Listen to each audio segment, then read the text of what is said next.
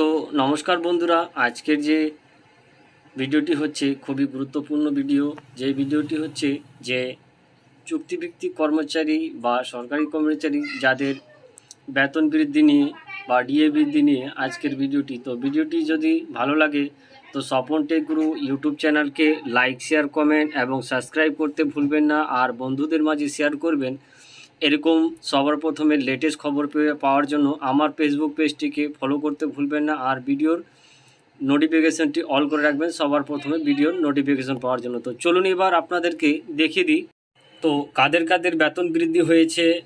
তো প্রথমে আমি বলবো যে সিভিক ভলেন্টিয়ারদের জন্য প্রথমে যে ভাতা রয়েছে সে ভাতা 1000 টাকা, এবং যে রয়েছে আপনাদের গ্রিন পুলিশ হোক বা ভিলেজ পুলিশ হোক তাদের জন্য। আর তৎসঙ্গে রয়েছে যে যারা লক্ষ্মীর ভাণ্ডার বিভিন্ন রকমের বৃদ্ধ ভাতা তাদের জন্য সুখবরে রয়েছে। তো এবার আমি বলবো যে এদের যে বাড়ানো হয়েছে, কত % বাড়ানো হয়েছে যারা সরকারি ডিএ আন্দোলনকারী তাদের জন্য। তো চলুন এবার আপনাদেরকে দেখিয়ে দিই কী কী বলা হয়েছে এই পত্রিকার মাধ্যমে।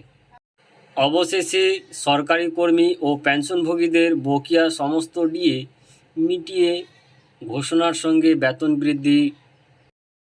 যারা সরকারি কর্মী এবং পেনশনভোগী রয়েছেন তাদের মুখে চড়া হাসি ফুটতে চলেছে। দীর্ঘদিনের পর অবশেষে সরকারি কর্মীদের, পেনশনভোগীদের ও ডিএ পরিমাণ বৃদ্ধি পেতে চলেছে। যারা সরকারি কর্মীদের বেতন বৃদ্ধি পাবে।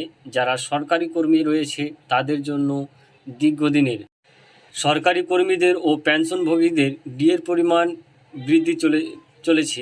যারা দারুণ সরকারি কর্মীর বৃদ্ধি পাবে এবং যারা সরকারি কর্মী রয়েছে তাদের দীর্ঘদিনের বকেয়া ডিএ মিটিয়ে দেওয়া হবে, এমন একটি আপডেট বেরিয়ে এসেছে। আপনারা বা আপনাদের পরিবার যদি সরকারি কর্মী রয় তবে তাদের জন্য আরও সুখবর বলছে, ধরে অবশেষে তাদের সমস্ত বকেয়া দিয়ে ঢুকিয়ে যাবে একেবারে ব্যাংক অ্যাকাউন্টে। খুবই শীঘ্রই ব্যাংক অ্যাকাউন্টে টাকা ঢুকবে সরকারি কর্মীদের। সঙ্গে হোলির আগে 4% হারে ডিএ বৃদ্ধি করার হয়েছিল, যেটি তারা পরবর্তী মাসে থেকে ব্যাংক অ্যাকাউন্টে পেয়ে যাবে। এই বেতন বৃদ্ধিটা কারা কারা পাবে, কিভাবে পাবে? তো যারা চুক্তিভিত্তিক কর্মচারী রয়েছে তারাও, এবং যারা সরকারি রয়েছে তাদের বৃদ্ধি হয়েছে। তো এর পরিপ্রেক্ষিতে চাপে রয়েছে এর সরকারি কর্মীদের সমস্ত দাবি দাবা মেনে নিয়ে তাদের মুখে হাসি ফোটাতে তাদের বকেয়া ডিএ মিটিয়ে দেওয়ার সিদ্ধান্ত নিয়েছে সরকার। বিশেষজ্ঞ মহলে মতে হয়তো লোকসভা নির্বাচনের আগে সরকারি কর্মীদের ব্যাংক অ্যাকাউন্টে বকেয়া ডিএ আসবে। জানা গিয়েছে এই ক্যাটাগরি সরকারি কর্মীদের সূত্র মারফত আসবে। জানা গিয়েছে যারা এই গ্রুপ ক্যাটাগরি এর চাকরি কর্মচারী রয়েছে তাদের একেবারে 2,18,000 টাকা পর্যন্ত ব্যাংক অ্যাকাউন্টে চলে আসবে।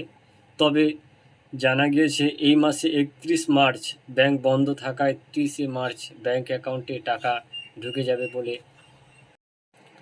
থাকায় ধারণ 30 মার্চে ব্যাংক অ্যাকাউন্টে টাকা ঢুকে যাবে সমস্ত সরকারি কর্মীদের। এই পরিপ্রেক্ষিতে জানা গিয়েছে যে সরকারি কর্মীদের বকেয়া ডিএ সহ বেতন খুবই শীঘ্রই ব্যাংক অ্যাকাউন্টে ঢুকে যাচ্ছে।